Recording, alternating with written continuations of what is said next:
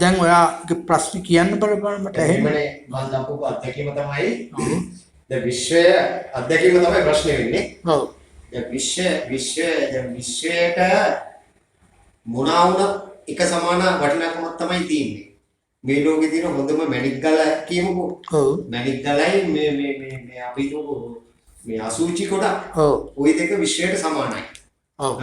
විශ්වයට මේ ලොකුකම් පොඩිකම් අරක වටිනවා මේක වටිනවා කියන කතාව නෑ. එයාට එක සමානයි සේරම.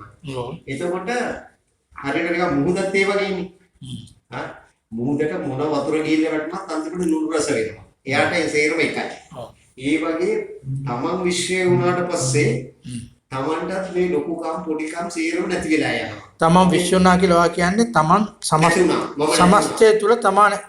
සමස්තය තුල තමත් ඉන්නේ.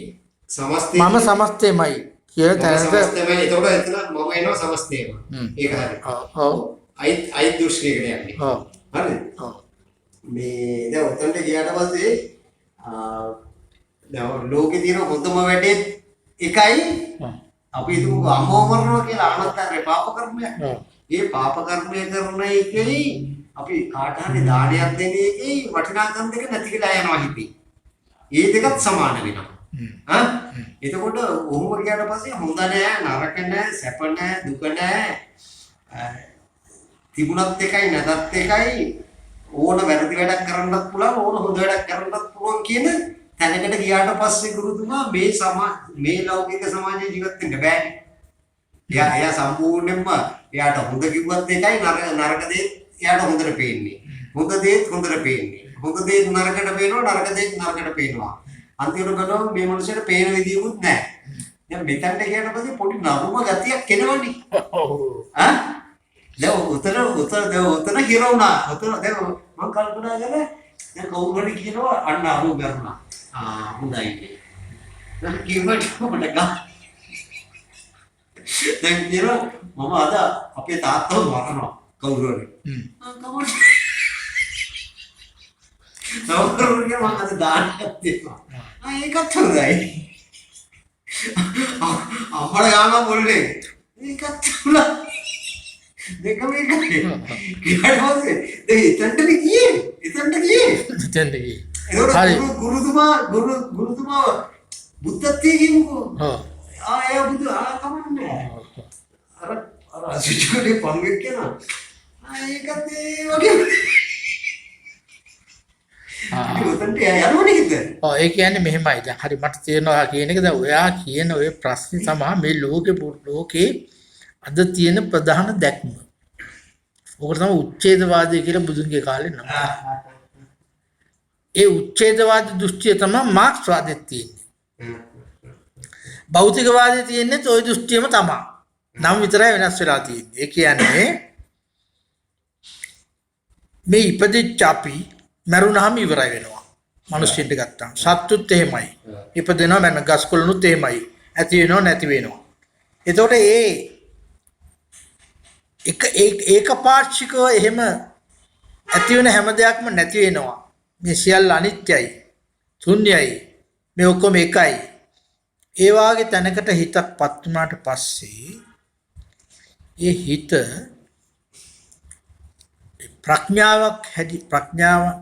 මහා ප්‍රඥා දැක්මක් හැටියට පෙවුනට ඒ ප්‍රඥා දැක්මක් නෙවෙයි ඒක. ඒක නරුම දිට්ඨියක හිරවීමක්. බුදුරජාණන් වහන්සේ බුද්ධත්වයේ ලැබුවට පස්සේ බුදුරජාණන් වහන්සේගේ දර්ශනය වුණේ ලෝකය ගැන දිට්ඨියක් ඇති කරගන්න එක නෙමෙයි. පටන් ගත්තෙම තමාට ආපු දාර්ශනික කලකිරීමකින්නේ.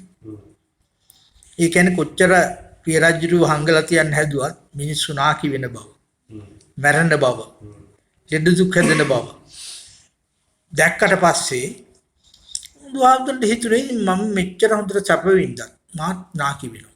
මට ලෙඩ දුක් හැදෙනවා. මේ ඔක්කොම මිනිසුන්ටත් එහෙමයි. එහෙමනම් මේ මනුස්ස උපත මහා අනිත්‍ය දුකක් නේ. මේකෙන් කොහොමද ගොඩ එන්නේ කියන ප්‍රශ්නේ ආවේ. දිෂ්ටියක් හොයාගෙන යාමේ ප්‍රශ්නේ නෙවෙයි ආවේ. ඒක බුදුරජාණන් වහන්සේ ඒ උඩ තමයි ගිහි ජීවිතෙන් ඉවත් වෙලා අබිනිෂ්ක්‍රමණය කරනවා. අබිනිෂ්ක්‍රමණය කරත් අබිනිෂ්ක්‍රමණය කරන්න ගිය වනගත ලෝකෙත් තිබුණේ දිෂ්ටි. ධාන මට්ටම්නේ තිබුණේ. ආරාල කාලා මුද්දකාරාම පුත්ත මේගොල්ලෝ හිටියේ අරූපාවචර ධාන තලවල. විශාල ඊර්ෂි යෝගියෝ ආගේ. ඒවත් මහා ආලෝක තලවල අරෙමි හිටියට අවසානයේදී බුදුරන් වහන්සේ තේරුණා මේ භාවනා කරන මොහොතේ ධානගත වෙලා යන මොහොතේ සැප තිබුණාට ඇත්තට මේ ධාන වලින් කරනවා මේ සැප නැහැ. රාජකුමාරයෙක් කැටේ විදපු සපත් නේ. ඊට පස්සේ කොණ්ඩ වාගෙන රැවුල් වාගෙන ලැබෙන දෙයක් කාගෙන නේ. එහෙමනේ. ඉතින් මේ ඔක්කොම දේවල් අස්සේ තමයි බුදුරන් වහන්සේ තමන්ගේ ආර්ය පරිශ්‍රණය ගෙනියන්නේ. මිනිස්සෙක් හැටියට මේ ලැබු මේ උපතේ මේ තියෙන මේ අවබෝධය රාජ්‍ය මේ දුක්ඛ ස්කන්ධෙන් කොහොමද ගැලවෙන්නේ කියන එක. ඒ ගැලවෙන්නේ කියන එකේ තමයි අර ධාන පරිහරණය කරා. හතර ධානට පරිහරණය කරා. පරිහරණය කරාට පස්සේ වැටුණා විතක්ක ਵਿਚාර නැති, සිතුවිලි නැති, ඇඟේ සැපට ඇලෙන්නේ නැති, හිතේ සැපට ඇලෙන්නේ නැති, සියල්ලම උපේක්ෂාවෙන් උහුලන චිත්ත ඒකාග්‍ර සමාධි තත්වයකට යාගේ හිතාවට පස්සේ තමයි යාගේ ප්‍රඥා විදර්ශනාව ආරම්භ වෙන්නේ. ඒ ප්‍රඥා විදර්ශනාවේ දකින් තමයි බුදුහාමුදුරු සාක්ෂාත් කරගන්නේ.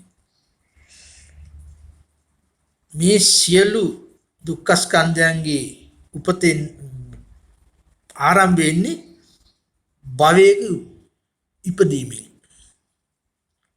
මේ ඉපදෙන්නේ හිතක් ආශාවක් ඇති කර ගැනීම ඵලයක් හැටියට තමයි උප්පත්තිය සිද්ධ වෙන්නේ. භව ආශාවකින් උපතින් ඉපදුනාට පස්සේ තමයි ලෙඩ දුක් හැදෙන එක, වයසට යන එක, මැරෙන එක, ප්‍රියංගෙන් බෙමුණාම් තියෙන දුක, අප්‍රියං එක්කවන දුක, මේ සියලුම දුක් වල මූලයේ ඉන්නේ අර උපතින් කියන තැනට එනවනේ. ඊට පස්සේ බුදුහාමුදුරන් මහා පුදුම අනුකම්පාවක් ඇති වෙනවා. මට මේක තේරුණා, මට මේක විසඳුණා. මාසෙම මනුස්ස භාවයක උපදින හැම කෙනෙකුටම මේක නොතේරෙනවා නම් මේ දුක ඉවර වෙන්නේ නැහැ. එතෙන්දී මහා අනුකම්පාව වෙන්නේ. ආත්මාර්ථකාමී වෙන හොයා කියපු එක වෙන්නේ. ඒ කියන්නේ දැන් හරි මිනිසුන්ට තේරෙන්නේ නැහැ. මේ ඔක්කොම මුලත් ඉවර කියලා එනවනේ. උච්ඡේදවාදී දිට්ඨියක හිටියේ. දිට්ඨිය අතහැරියා. දිට්ඨිය අතහැරලා පටන් ගත්තා. මේ මූලික සත්‍යයන් කියලා දෙන්න. ඒ මූලික සත්‍යයන් කියලා දෙන යන ගමනේදී ඒ සත්‍යයන් වලට උබ්බට හිර වෙච්ච මිනිස්සු හිටියා. ඔය සත්‍ය ගවේෂකලා හරි ඒකට හිටියනේ. ඒගොල්ල නිතරම මතු කරේ අර ඉහළම ප්‍රශ්නේ. මේකේ කෙලවර මොකද්ද? ඒ වාගේ ප්‍රශ්න. එතෙත් බුදුහාමුදුරු යන්න මේ ශුන්‍යතාව දක්වාම යන්න යුතුයි. ශුන්‍යතා ප්‍රත්‍යක්ෂ දක්වාම ධර්මයේ ඉස්සරහට ගෙනියන්න උනාට ඒ ගෙනහිල්ල පෙන්වෙත් වෙන මොකක්වත් නෙවෙයි. ප්‍රධාන පෙන්වේ නොතිබුණු දෙයක කිසිම නැති දෙයකින් තමයි දෙයක් ඇති කරගෙන තියෙන්නේ මේ. නැති දෙයකින් මේ දෙයක් ඇති කරගෙන තියෙන්නේ. මායාවට. ඒ ඇති කරගන්නේ මේ සිත මුලාව නිසා. මුලාවෙන් තමයි අවිද්‍යාවෙන් තමයි මේක ගොඩනගා ගන්න. ඒ අවිද්‍යාව ගොඩනගාගත්තට පස්සේ අපි එතනින් ධම්ම අපි නිර්මාණය කරගන්නවා. භවංග සිත නිර්මාණය කරගන්නවා. ඊට පස්සේ උපත්තිකට එනවා. අසත්‍ය වූ මනසකින් අසත්‍ය වූ මනසින්. එතෙන්දි තමයි අපි තේරුම් ගන්න ඕනේ මේක මේ. ඇත්තටම පටන් ගන්න තියෙන්නෙම අපිට මේක පසක් වුණාට පස්සේ අපිට යම් සුවයක් හිතට දැනෙනවා නම් ගැටලු අපි ලියා ගත්තයි කියලා. මේ කැණි මඩලම වාගත්තයි කියලා. අපිට එන්න ඕනේ අනිත් අය පිළිබඳ අනිත් මිනිස්සු සත්තු මේ හැමෝම මේ උගුලකට වැටලා මේ දුක් විඳින්නේ මේ නොදැනුම නිසාය කියන කම්පනේ එන්න ඕනේ. ඒ කම්පනේ තමයි මහා අනුකම්පාව කියන්නේ. ඒ කම්පණයට තමයි දයානුකම්පාව කියලා කියන්නේ, මහා කරුණාව කියන්නේ ඒක. හැබැයි මේ මහා කරුණාව විතරක් මදි මේක ඉස්සරහට ගෙනියන්න. මේක කිසියම් විදියකින් නොතිබුණු දෙයක් ඇති කරගත්තායි කියන එක පිළිබඳ මහා ප්‍රඥාවක් ලැබලා තියෙන්න ඕනේ අර අනුකම්පාවට එන්න. ඒ කියන්නේ බුද්ධත්වයේ ලැබලා බෝධියටපත් වෙලා තියෙන්න ඕනේ. ඒ නිසා බුදුරජාන් වහන්සේ ඇත්තටම මේ තමන් හිටපු සමස්ත ජීවිත කාලයම ශාසනයක අනුවෙනුවෙන් කැපුණේ ප්‍රඥාව හා කරුණාව එක්තෙන් කරා. ප්‍රඥාවේ හා මහා කරුණාවේ හා මහා ප්‍රඥාවේ ප්‍රතිමූර්තියක් හැටියට බුදුරජාණන් වහන්සේ දකින්නේ. නමුත් ඒ කාලෙම හිටියා ඔය කරුණාව මහා කරුණාව පැත්තෙන් නෙවෙයි, පුද්ගල දෘෂ්ටි පුද්ගලිකව තමන් මේක තේරුම් ගන්න ඕනේ කියලා වැඩට බහැපු ඉර්ෂිවරු භාවනා යෝගී හිටියා. සස්සාසුරු කියන්නේ මක්කලිගෝ සායිසකෝ සම්බලේ කණ්ඩායම හිටියෝනේ. ඒ කණ්ඩායමට වැදගත් උනේ අනිත් අය නෙවෙයි. ඒ කියන්නේ අර එක්කෙනෙක් කිව්වේ කඩුවකින් බෙල්ලක් කපන්න තියෙන එක පරමාණු කදම්බයක් හරහා තව පරමාණු කදම්බයක් ගමන් කරනවා. බෙල්ල කැවෙන්නේ දෙයක් නැහැ. එතන ඒ නරුමත්වය කියන්නේ දෘෂ්ටියකින් එන එකක්. දැන් ඔයාලම වර්තමාන කියන්නේ දැන් ඔකට මම පොඩි එක කතාවක් කියලා නවත්තන්න. හා දැන් අර මේ ළඟදී කවුරු කතාවකට කිව්වා. මේ දැන් උඹ කාවරි මරන්න යනවා නම් එයා මරන්න ඉන්නේ මේ. ඔයා දැන් මරන්නේ වෙච්ච කෙනෙක්ව. ඒකට ජීවත් වෙලා හිටපු කෙනෙක්ව මරුවා කියන අකුසලිය වලට සිද්ධ වෙන්නේ නැහැ. බැලුව බැලමට අතනදී ඒක හරි. මරන්න කෙනෙක් ඉන්නේ බෑනේ. මේ මොහොතේ ඇති වෙන දේ මේ මොහොතේ විනාශ කරනවා. ඊළඟ මොහොතේ මුහුත්ම යන්නේ නැත්තම් ඒක හරියටම දැක්කලා මේ ලෝකෙ මරන්න කිසි කෙනෙක් නැහැනේ. ඉතින් එතරම් තින් නර්මදාසක් නේ. නර්මදාසක්. ඒක තමයි ඒ උච්ඡේදවාදී දෘෂ්ටියේ නර්මත්වය යන්නේ ඒතන තමයි. දැන් ඔය තායිලන්තයේ කොහේ ගහපු අඟුලිමාල් චිත්‍රපටිය මම බැලුවා. අඟුලිමාල් චිත්‍රපටියේ දෙන අර්ථ නිරූපණයත් ඕකයි. ගුරුන්නාන්සේ අඟුලිමාල්ට කියන්නේ මේ කිසි දෙයක තේරුමක් නැහැ. මිත්‍යා දෘෂ්ටික මත දරාන ඉන්න අය තමයි පව් පිං අරව මේකෙන් දොඩවන්නේ. ඒ උන් ටික මරලා දැම්මම හරි. අඟුලිමාල බෙලි කපනවා කියන්නේ මිත්‍යා දෘෂ්ටිකයින්. වැඩි අර්ථ නිරූපණයක් ඒක. ඉතින් මේක මම තව ටිකක් මාක්ස්වාදී අදහස් දරාගෙන භෞතිකවාදී අදහස් දරාගෙන යම්කිසි ව්‍යාපාරික සැලසු කාලයක් වැඩ කරපු නිසා ඔයාලට වැදගත් වෙන මේ අත්දැකීම. මගේ තරුණ වියේ තිබුණේ මාක්ස්වාදී වුණාට පස්සේ මේ පවතින මිනිස් සමාජය යහපත් කිරීම සඳහා ප්‍රචණ්ඩ අරගලයි ඕනෑම දෙයක් කරලා මේ මිනිස් සමාජය යහපත් කරන්න ඕනේ කියන එක. එතෙන්දි කොහොමද කල්පනා ධනපතිය ගැන කල්පනා කරත් විනාශ කළා හරි කමන්නේ. කරන්න ඕනේ කියන තැන හිටියේ. ඒකනේ කැරලි ගැහුවේ. ජනතායුතුනේ කරපු හැම මිනිමර්මකම යුක්ති සාගත බවක් අර මේ පහු කාලේ කැරලි වල යුක්ති සාගත බව කතා කරන්නේ අර පරණ ඒ භෞතිකවාදී ස්ථාවරට සමාන ස්ථාවරයි. ඒ කියන්නේ අකටයුත්ත ශාරීරිකව විනාශ කළා දාන්නවා යුක්තිය. කියන තැන්නේ එන්නේ. ඒ මාක්ස්වාදී අය එහෙම කියන්නේ මාක්ස්වාදී මේ මිහිපිට මරණයට පෙර යහපත් විමුක්තියක් ප්‍රාර්ථනා කරගත්ත දෘෂ්ටියක්. පුනර්භවය මරණයෙන් පස්සේ කතාවක් නෙමෙයි. මරණයෙන් පස්සේ කතාවක් නෑ. ජීවත් වෙලා ඉන්න කාලේදී විමුක්තියටපත් වෙනවා. එතන තමයි දැන් සමාජයේ දැන් මුළු මහත් ධනපති සමාජයේම අදත් තියෙන්නේ එතන. දැන් බාට කවුරු හරි මැරුණාම ලංකාවේ අදටත් මහා කලාකාරයෝ ප්‍රඥයෝ කියන අය කියන්නේ සුබ ගමන්. සුවනින්දා. ඔබට සුබ ගමන් සුවනින්දා. එහෙන් ප්‍රාර්ථනා කරලා හිත හදා ගන්නවා. ඒගොල්ලෝ දන්නේ ඇත්තටම සුබ නින්දක්ද සුබ ගමනක්ද කියන එක ගැන කරුණු කාරණා විමසන්න ඒගොල්ලෝ පොත්පත් වලින් ඒවා ඉගෙනගෙන තියෙන්නේ. නමුත් ඔයා දන්නවද මමත් ඕ දරපු කාලයක් තිබුණා. නැද ඔයත් දැන් මොහොතකට මම කරපු වීඩියෝ එකේ කිව්වා අපි ගැඹුරු භාවනා තල වලට ගියාම අපිට ලැබෙන අත්දැකීමක් අපේ මේ කයෙන් හරියට ඩ්‍රයිවර් කෙනෙක් කාර් එකෙන් බහලා ගියා වගේ. අපේ කයෙන් බහලා ගිය සිතකට මේ ශරීරය පේනවා. වැඩි ඈතට විභාග කරන්න ඕනේ නැහැ. මේ අත්දැකීමයි. දැන් අපි ඇඳේ බාවලා අපි නිදා ගන්නව නේද? නිදා ගන්නකොට අපේ ඇඟද සීන දකින්නේ. හිතනේ. අපි හීනෙන් කොච්චර ගමන් කරනවද? කොච්චර ගෝලි බෝරි දා ගන්නවද? පස්කම් රස විඳින එකත් හිතෙන් කරනව නේද? එතන මේකෙන් තේරෙන්නේ අපි ඒක ඇත්ත වගේම තේරෙනවා. ඇත්ත වගේම තේරෙනවනේ. සමහරවල් නැගිටිට පස්සේ ඇඟටත් තියෙනවා අමාරුවක්. අර හීනේ විඳපු දේවල් ඇඟෙත් පොඩ්ඩක් තියෙනවා. ඒකෙන් තේරෙන්නේ මේ භෞතිකවාදියෝ ගොඩින්ම ඉවතට දාපු දෙයක්.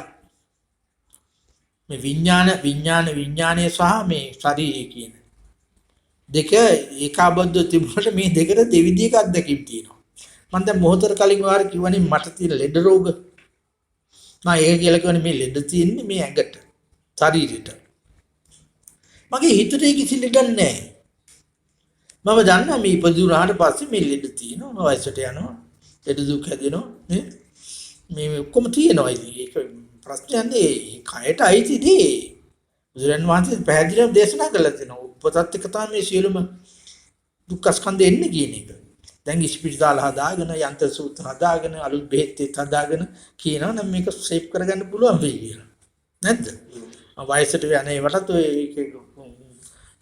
කොණ්ඩ සුදු කරනවා, හැම හදනවානේ. විවිධාකාර දේවල් ඒ වයසට යාම, ලෙඩ කැදීම ඒ කොහොම දේවල් සකස් කරගන්න පුළුවන් කියන තැනටනේ දැන් ලෝකෙ ඇවිල්ලා තියෙන්නේ.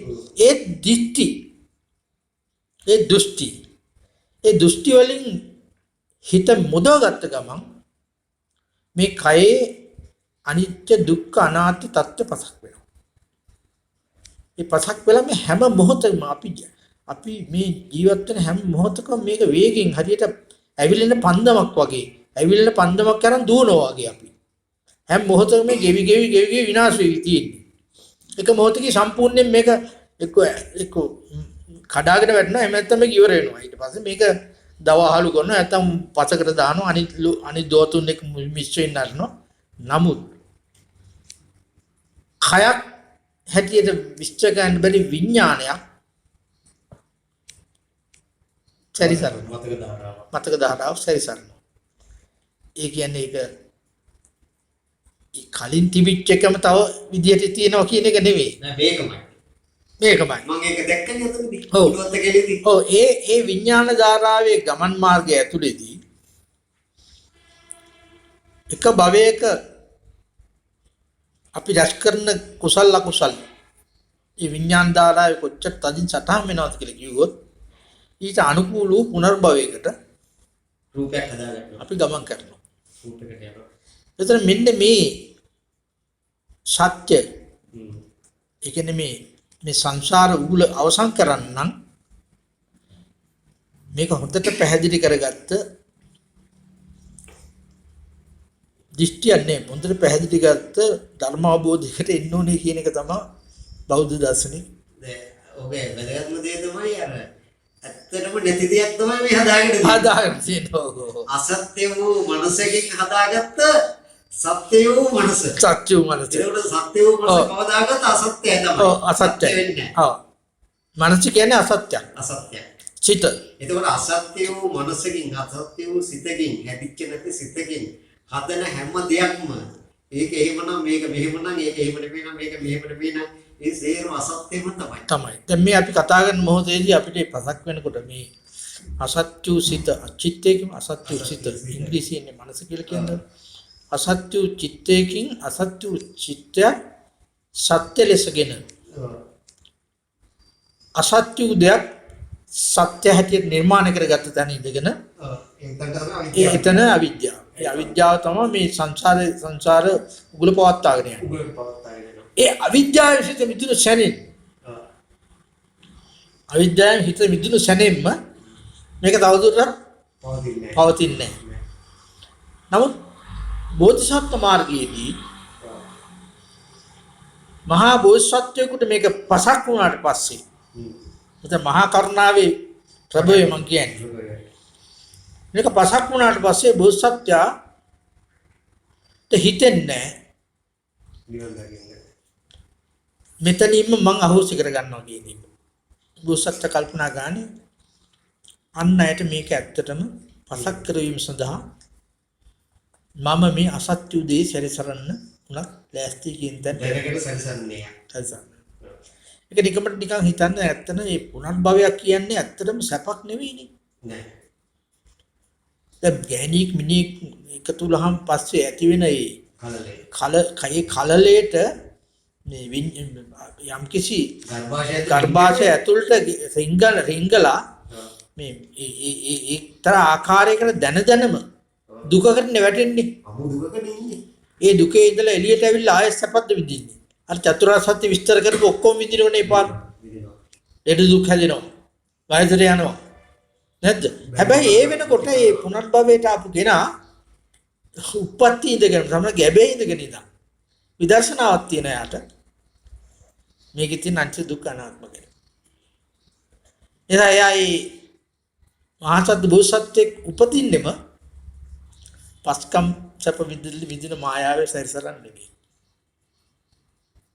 බුද්ධ බෝධීන් නිවන් දකින්න. නිවන් දැකීමට පෙර තව විශාල පිරිසකට මේ නිවන් දොර විවෘත කරන්න. සහ එහෙම නිවන් දොර විවෘත කිරීමට ශක්තිමත් වූ තවත් බෝසත්වරු බිහි කිරීමෙත් ක්‍රියාමාර්ගයෙන් තමයි බුද්ධ බෝධීන් තමා අවසන් කරගන්නේ. ඒ தත්ත්ව මං හිතන්නේ බුදුරජාන් වහන්සේ ඒ මට්ටමට මේ ධර්මයේ බෝසත් මාර්ගයේ සියලු අරියත් තත්ත්වයට පත් වෙන සෑම කෙනෙකුම බුද්ධ බෝධියට පත් වෙන්න ඕනේ කියන මේ සත්‍ය දේශනා කිරීම කරලා තියෙන්නේ උන්වහන්සේගේ උන්වහන්සේගේ ඒ 80 අවුරුදු පැවැත්මේ අවසාන භාගයේ තමයි මේක දේශනා කරලා තියෙන්නේ. ඒක නිසා තමයි මේ ධර්ම චක්‍රය ඉහළටම කරකවලා තියෙන්නේ මේ අවස්ථාවේදී. ඒ නිසා තමයි තේරවාදයේ සෝවාන් සකුල්දාගාමී අරිහත් අනාගාමී අරිහත් කියන තැනින් නැවතිලා අරිහත් තත්ත්වයට පත් වෙලා අපි සංසාර දුකෙන් මිදෙනවා කියලා කියනකොට එක එක හාමුදුරුවෝ මහායාන කියන්නේ ඉපදින හැම මිනිස්සෙකුම බුද්ධාංකුරේ ඕ නොදන්නේ තමා තුළේ බුද්ධාංකුරයක් පවතින බව. ඒක පිරිසුදු කරලා ඒ බුද්ධාංකුරේ ඉස්මතු කරගන්න යාට උදව් කිරීමෙන් හැම කෙනෙක්ම බුද්ධ බෝධීන් නිර්වාණය සාක්ෂාත් කරගෙන මේ සංසාර දුකින් ගැලවෙනවා කියලා මහායාන දේශනා කරන්නේ ඒ අනුව.